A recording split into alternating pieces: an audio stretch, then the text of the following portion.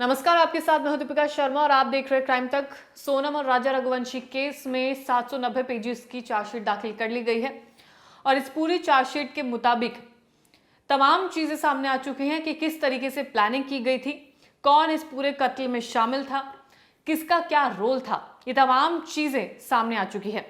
विशाल सिंह चौहान ये वही शख्स है जिसने राजा के ऊपर हथियार से हमला किया था। सबसे पहला हमला इसी शख्स ने किया था और इसी ने आखिरी हमला भी किया था। यानी कि इसने जिस हथियार से उस पर हमला किया था उसी में राजा रघुवंशी की मौत हो जाती है। पहला वार विशाल सिंह चौहान का बेहद घातक था, जिसके बाद राजा रघुवंशी की हालत काफी ज्यादा नाजुक हो जाती है। जिस वक्त विशाल ने राजा पर पहला वार किया था तब उसके आसपास बाकी दो हत्यारे भी मौजूद थे, जिनका नाम आकाश और आनंद है। वो भी आसपास ही खड़े थे, लेकिन उन दोनों को मौका ही नहीं मिला हमला करने का, क्योंकि विशाल ने जिस तरीके से हमला किया था उसी से राजा रघुवंशी की हालत खराब हो चुकी थी। जब राजा रघुवंशी का खून बहने लगता है ये देखकर सोनम, क्योंकि तब पास में खड़ी थी, उसके बाद से वो दूर चली जाती है। जब काफी देर तक राजा सोनम को पुकारता है, खुद को बचाने की कोशिश भी करता है, लेकिन जब थोड़ी देर बाद चीख पुकार बंद हो जाती है तब सोनम रघुवंशी वहां पर वापस लौटती है और वो विशाल से और बाकी जो दो साथी हैं उनसे पूछती है कि क्या राजा मर चुका है या अभी भी जिंदा है। उसके बाद उसे बता दिया जाता है कि राजा मर चुका है।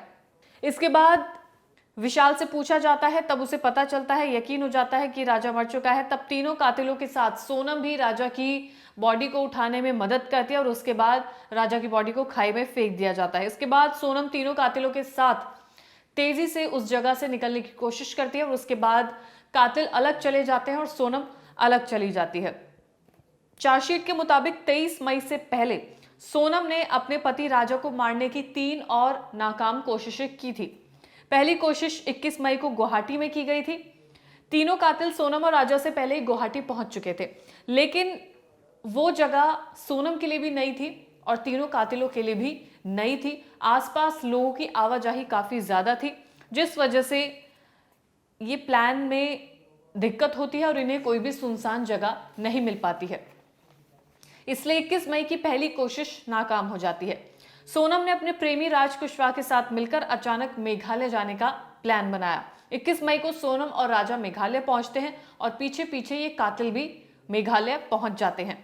सोनम लगातार फोन पर उन्हें अपना अपडेट दे रही थी, लोकेशन दे रही थी। प्लान उसके तहत लगातार चल रहा था।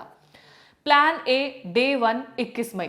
शिलोंग पहुंचने के बाद 21 की शाम को ही राजा को मारने की दूसरी कोशिश की जाती है। यानी कि जो वो पहली कोशिश थी गुवाहाटी में, उसे आप हटा दीजिए क्योंकि वो नाकाम हो जाती है। अब इन्होंने प्लानिंग करना शुरू किया कि किस तरीके से अब राजा को ठिकाने लगाया जाए। तो ये पहला दिन था 21 मई। इस बार एक खाई के किनारे सेल्फी लेने के नाम पर सोनम राजा को वहां पर ले जाने की कोशिश करती है, लेकिन तेज बारिश के चलते ये प्लान भी फ्लॉप हो जाता है और ये लोग उस खाई के पास नहीं पहुंच पाते हैं। यानी कि जो सेल्फी लेकर राजा को मारने का प्लान था वो भी फ्लॉप हो जाता है। प्लान बी, डे 2 22 मई।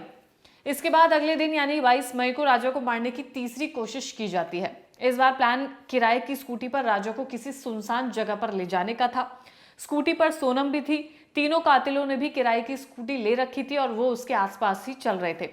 लगातार सोनम के हिसाब से दोनों पीछे पीछे ही थे। सोनम बीच बीच में बार बार फोन का इस्तेमाल करते हुए अपनी लोकेशन और अपने प्लान के बारे में उनसे संपर्क में थी। जिस जगह राजा को मारना था वहां कुछ जो लोकल लोग थे उनकी आवाजाही काफी ज्यादा थी। सोनम और कातिल डर गए थे, उन्होंने ये प्लान भी ड्रॉप कर दिया और उसके बाद तीसरी कोशिश भी नाकाम हो जाती है। अब इसके बाद आती है तारीख 23 मई, जहां पर इनका प्लान सक्सेसफुल हो जाता है।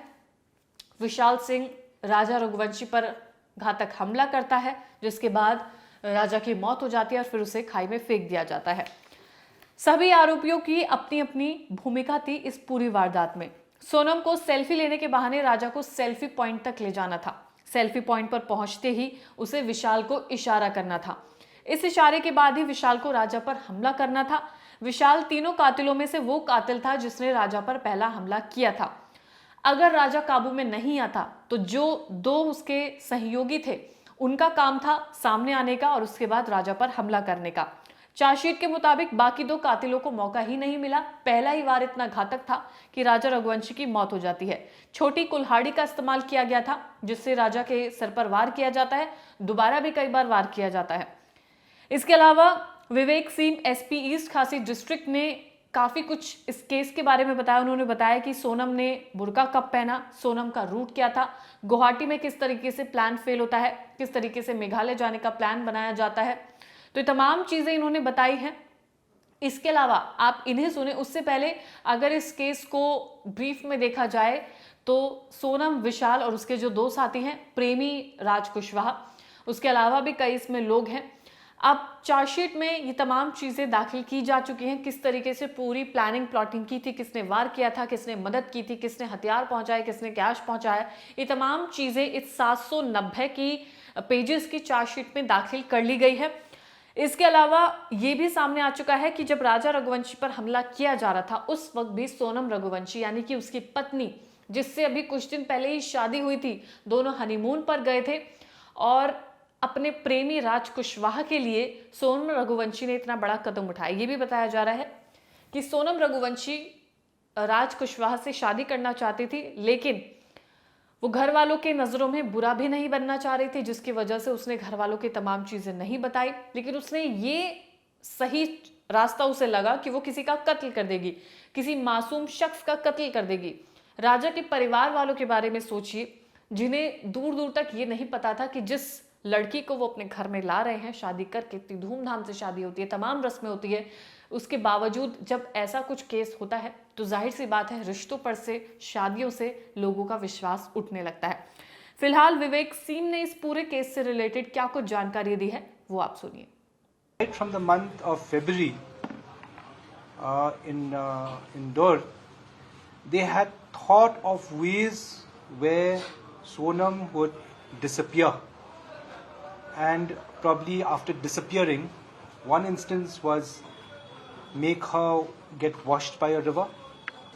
But all these things didn't fructify. When Raja and Sonam got married and they came for darshan to Kamakhya,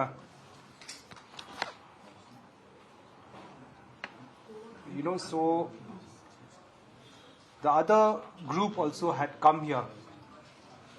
In fact, the 3 people had come much before, a few days before, on the 19th, and they had plans actually to eliminate Raja somewhere in Guwahati. Since it didn't fructify there also, she went to Lokra, ISBT. ISBT boarded a bus to Siliguri. Siliguri changed bus. She went to Patna. From Patna took a train from Patna she took, I think, a bus to Ara. From Ara, and from Ara she took a train to Lucknow. Lucknow she took a bus to Indore.